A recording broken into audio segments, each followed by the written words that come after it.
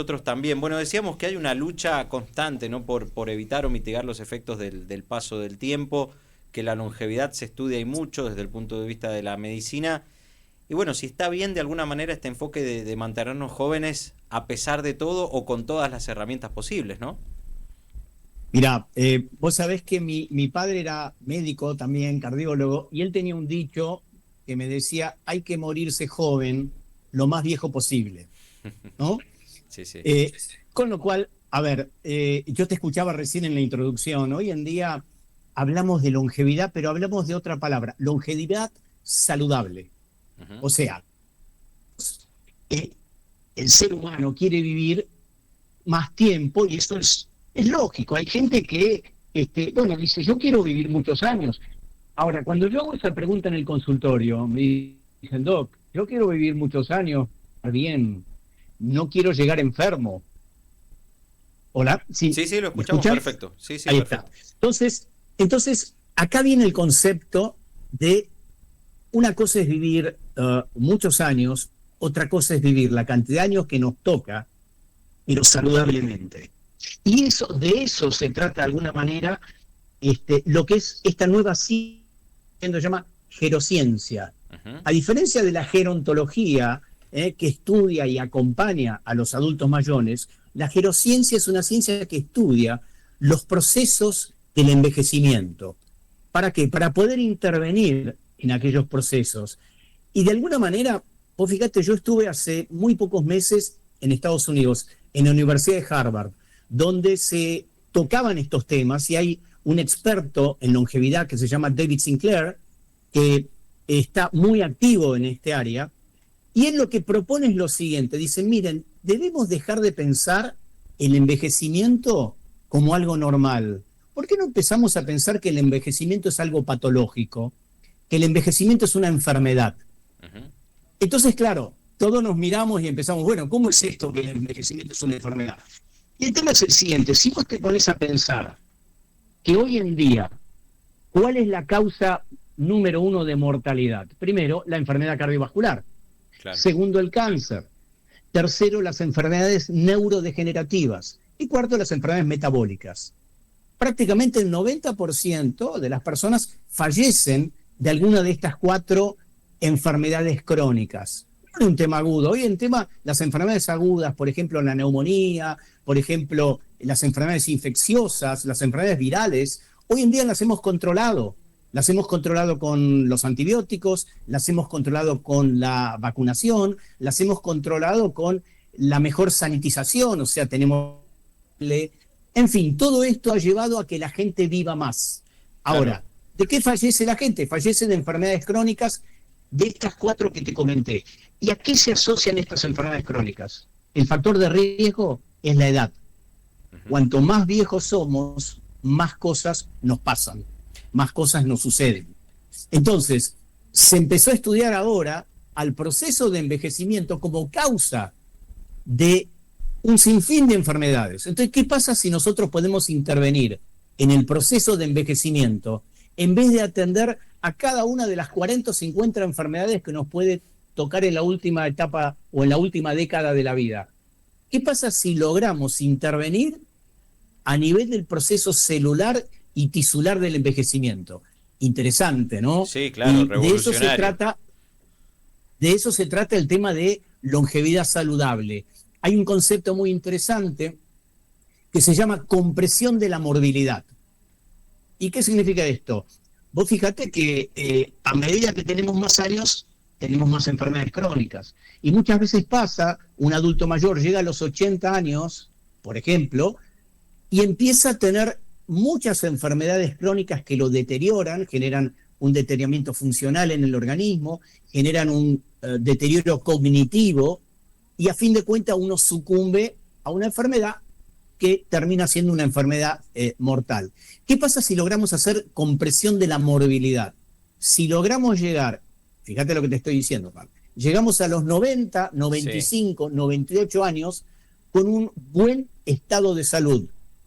Y en un año comprimimos todo. En un año puede ser que tengamos una enfermedad crónica que a fin de cuentas sea la causa de muerte. Bueno, todo esto se está estudiando y todo esto se está viendo y está generando un cambio muy importante en cómo encaramos la medicina, ¿no? Ahora, Doc, le pregunto por el estrés, ¿no? Y hasta dónde repercute en todas estas enfermedades, porque claro, se relacionan las cardiopatías a un estrés, a una falta de vida saludable por falta de tiempo en muchos casos o falta de recursos.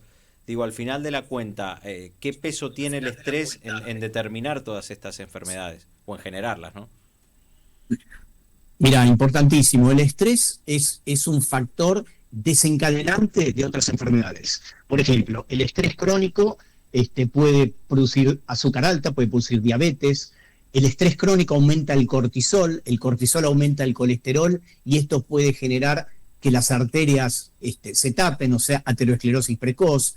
El estrés también, ni hablar que con el correr del tiempo se ha demostrado el estrés crónico puede generar enfermedades neurodegenerativas, o sea, es un factor de riesgo muy importante. Y fíjate otra cosa interesante, hay estudios, experimentos que se han hecho, por ejemplo, se han puesto 10 personas con una edad biológica similar, o sea, mejor dicho, una edad de documento similar, 50 personas o 10 personas que tenían el mismo DNI, que nacieron en el mismo año, y se observaba que envejecían en forma distinta.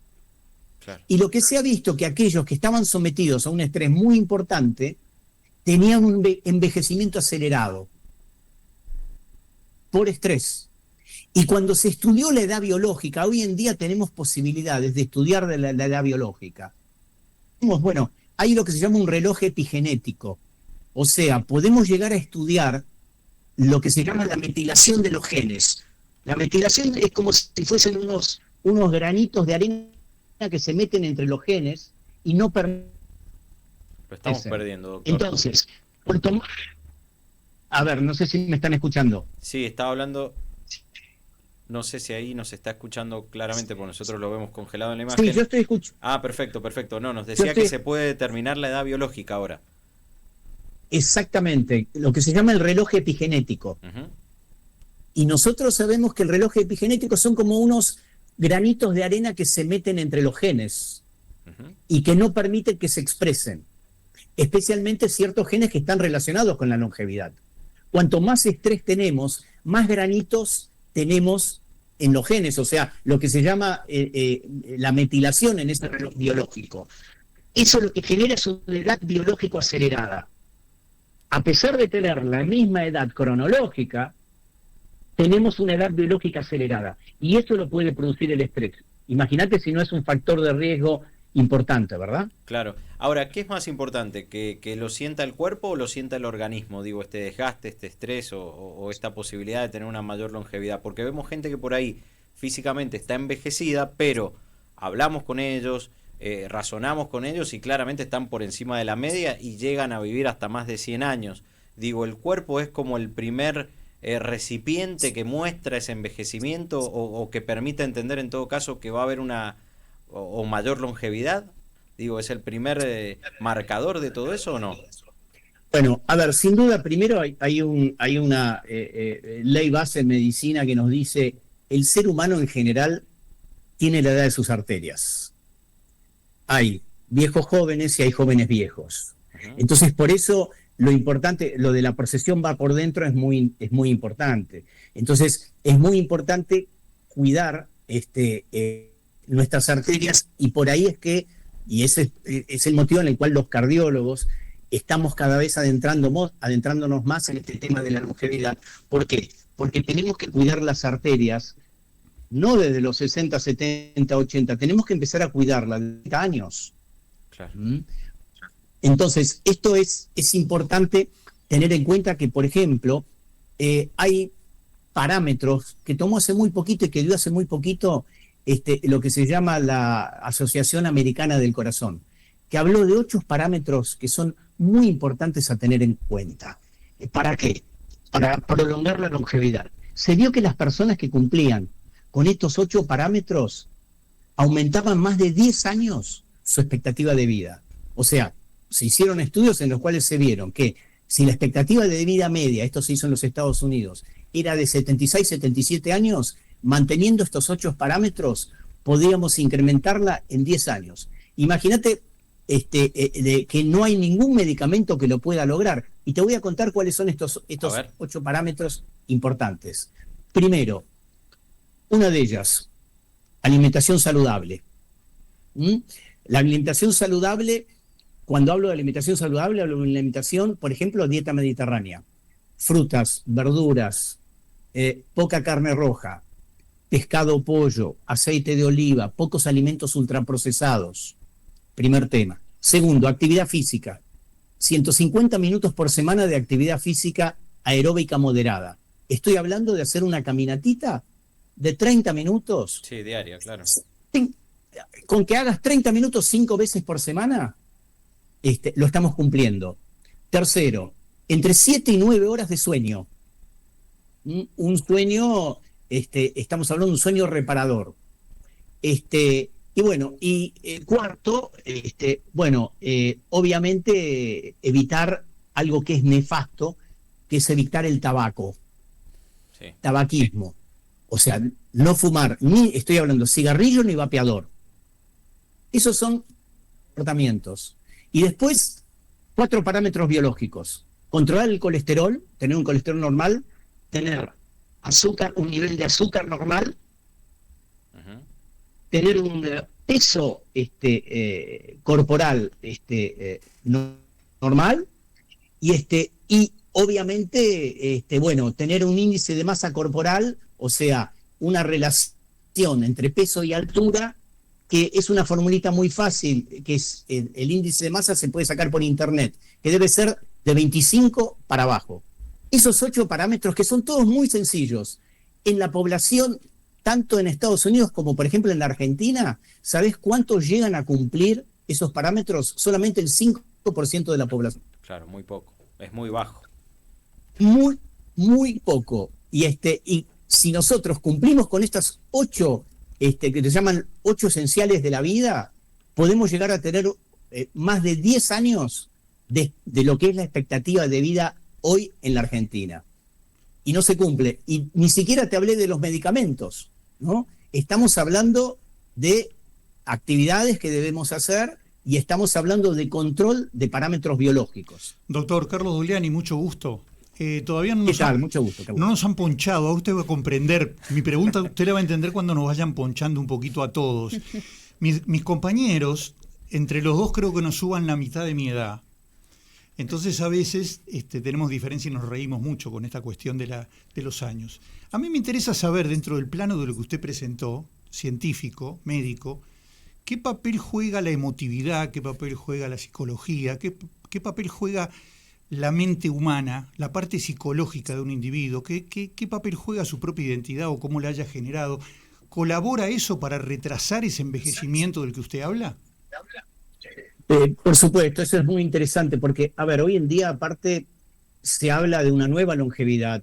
Se habla, por ejemplo, que los 80 son los nuevos 70, que los 70 son los nuevos 60. O sea, estamos intentando retrasar, por un lado, lo que es la edad biológica, no la cronológica, porque la cronológica es la que tenemos desde que nacemos, sino la edad biológica. Y es importantísimo, entonces, que la mente, que la parte cognitiva y la mente acompaña lo que está pasando con el cuerpo. Nosotros podemos hacer intervenciones médicas, pero tenemos que acompañar, obviamente, con la parte cognitiva. Y mirá lo que te voy a comentar. Hoy ya se está hablando, por ejemplo, de jubilación del hombre de 65 años o la de jubilación de la mujer de 60 años.